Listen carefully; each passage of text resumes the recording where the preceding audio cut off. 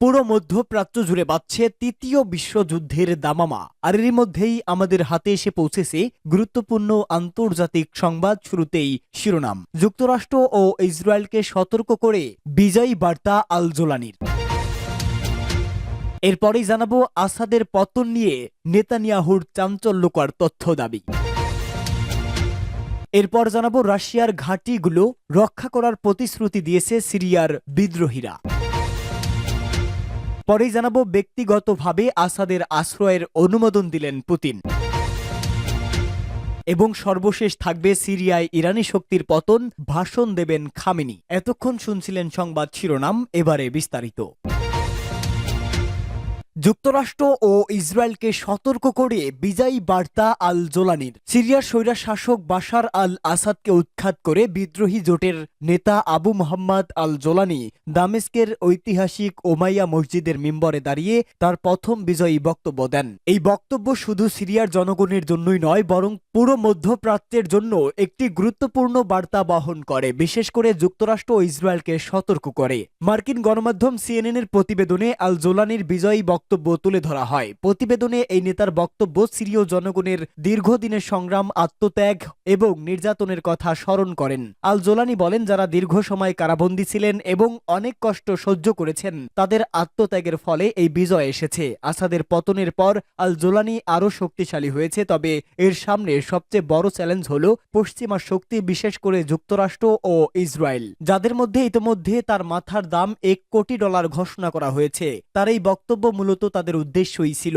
আল Jolani পশ্চিমা শক্তি, বিশেষ করে যুক্তরাষ্ট্র ও ইসরায়েলকে সতর্ক করে দিয়ে বলেন, নতুন সিরিয়ার সঙ্গে আপনারা যুক্ত হলেও আমাদের অভ্যন্তরীণ বিষয়ে হস্তক্ষেপ করার অধিকার আপনাদের নেই। তিনি সিরিয়ার ধর্মীয় ও সাম্প্রদায়িক বিভাজন দূর করার আহ্বান জানান এবং সব ধর্ম অবলম্বী সিরীয়দের একত্রিত হওয়ার ডাক দেন। এছাড়া বিজয়ী বক্তব্যে সিরিয়ার নাম খারাপ হওয়ার জন্য আসাদের শাসনকে দায়ী করে তিনি বলেন, সিরিয়া আর মাদকের রাজ্য হবে না, বরং এটি একটি স্বচ্ছ এবং মাদক মুক্ত দেশ হিসাবে পুনর্নির্মাণ হবে। আল জোলানি সিরিয়াকে শান্তি এবং সমৃদ্ধির পথে এগিয়ে যাওয়ার প্রতিশ্রুতি দেন এবং বলেন, এই বিজয়ের মাধ্যমে সিরিয়া একটি নতুন যুগের দিকে পা বাড়িয়েছে। এভাবে আল জোলানি তার বিজয়ের বার্তা শুধু সিরীয় জনগণের জন্যই নয়, বরং আন্তর্জাতিক শক্তিগুলোর জন্য একটি স্পষ্ট সতর্কীকরণও ছিল।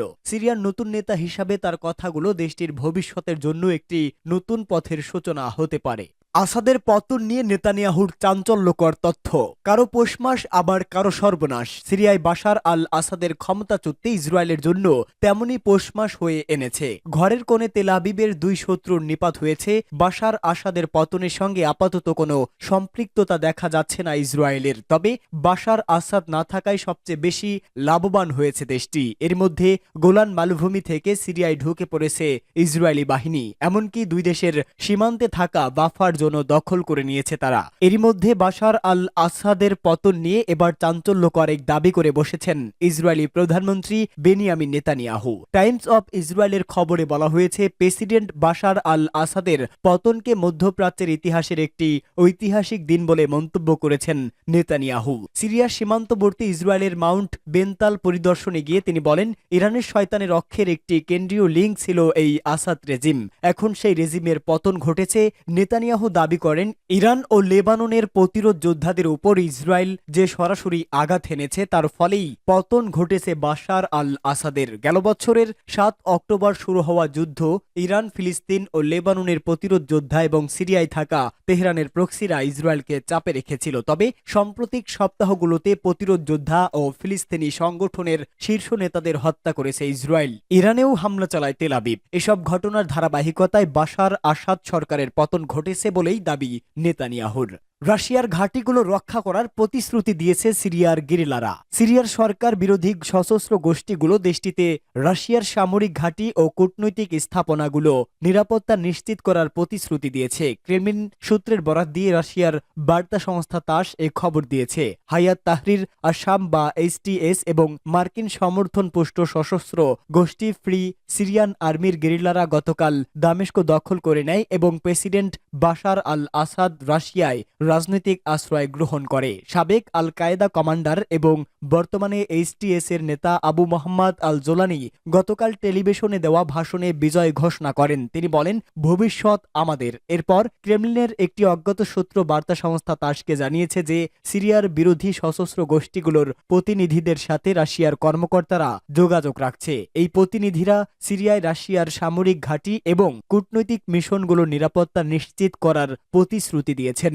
একই সাথে ওই সূত্র বলেছে, সিরিয়ার জনগণের স্বার্থ এবং সিরিয়া ও রাশিয়ার দ্বিপাক্ষীয় সম্পর্কের বিষয়ে আমরা রাজনৈতিক সংলাপ অব্যাহত রাখব বলে আশা করি। সিরিয়ায় 2011 সালে বিদেশি মদতপুষ্ট উগ্র সন্ত্রাসী গোষ্ঠীগুলো তাণ্ডব শুরুর পর 2015 সালে বাশার আল আসাদ সরকারকে সাহায্য করার জন্য সিরিয়া উগ্র সন্ত্রাসী গোষ্ঠীগুলোর বিরুদ্ধে বিমান হামলা শুরু করে। কিন্তু এবার রুশ সেনারা হায়াতে তাহরি শাম এবং ফ্রি সিরিয়ান আর্মির বিরুদ্ধে কোনো পদক্ষেপ নেয়নি। বিরোধী সশস্ত্র গোষ্ঠীগুলোর অভিযান শুরুর পর বাশার আল আসাদ শান্তিপূর্ণভাবে ক্ষমতা ছেড়ে দেওয়ার ইচ্ছা ব্যক্ত করলে রাশিয়া এই অবস্থানে চলে যায়। ক্ষমতা ছেড়ে দেওয়ার ব্যাপারে পেছনের দরজা দিয়ে কয়েকটি গোষ্ঠীর সাথে বাশার আল আসাদের বৈঠক হয়, তবে সেসব বৈঠকে রাশিয়া অংশ নেয়নি বলে দাবি করেছে মস্কো। ব্যক্তিগতভাবে আসাদের আশ্রয়ের অনুমোদন দিল পুতিন। রাশিয়ার প্রেসিডেন্ট ভ্লাদিমির পুতিন ব্যক্তিগতভাবে বাশার আল আসাদকে মস্কোয় আশ্রয় দেওয়ার অনুমোদন দিয়েছে। সশস্ত্র বিদ্রোহীদের হাতে দামেস্কের পতনের পর সিরিয়ার সাবেক প্রেসিডেন্ট ও তার পরিবার রাশিয়ায় পৌঁছেছেন বলে খবর প্রকাশের পর এ তথ্য প্রকাশ করা হলো। ক্রেমলিনের মুখপাত্র দিমিত্রি পেসকভ এক প্রেস ব্রিফিংয়ে বলেন, পুতিন ও আসাদের মধ্যে কোনো বৈঠক হওয়ার কথা এখনো নেই। আসাদ কোথায় আছেন সে বিষয়ে কিছু বলার নেই। আসাদকে কিভাবে রাজনীতির আশ্রয় দেওয়া হয়েছে জানতে চাইলে পেসকভ বলেন, রাষ্ট্রপ্রধান ছাড়া এ ধরনের সিদ্ধান্ত নেওয়া যায় না, এটা তার সিদ্ধান্ত। রাশিয়ার জ্যেষ্ঠ কূটনৈতিক মিখাইল উলিয়ানভ নিশ্চিত করেছে আসাদ ও তার পরিবার মস্কোতে রয়েছে। এটি চ্যালেঞ্জিং সময়ে তার মিত্রদের প্রতি রাশিয়ার প্রতিশ্রুতির প্রতিফলন। তিনি বলেন, রাশিয়া কঠিন পরিস্থিতিতে তার বন্ধুদের সঙ্গে বিশ্বাসঘাতকতা করে না, মার্কিন যুক্তরাষ্ট্রের মতো নয়। এর আগে গতকাল রুশ গণমাধ্যমের খবরে বলা হয়, মানবিক কারণে আসাদ ও তার পরিবারকে রাশিয়ায় আশ্রয় দেওয়া হয়েছে। রুশ পররাষ্ট্র মন্ত্রণালয় জানিয়েছে, সশস্ত্র বিরোধী গোষ্ঠীগুলোর সঙ্গে আলোচনার পর আসাদ পদত্যাগ সম্মত হন এবং শান্তিপূর্ণভাবে ক্ষমতা হস্তান্তর নিশ্চিত করতে কর্মকর্তাদের নির্দেশ দিয়েছেন। সিরিয়ায় ইরানি শক্তির পতন, ভাষণ দেবে খামেনি। 23 বছরের বেশি সময় ধরে সিরিয়া শাসন করছেন বাশার আল আসাদ। তাকে শক্তভাবে সমর্থন দিয়ে আসছিল ইরান ও রাশিয়া। আসাদের পতনের পর মধ্যপ্রাচ্যে ইরান তাদের গুরুত্বপূর্ণ অবস্থান হারিয়েছে।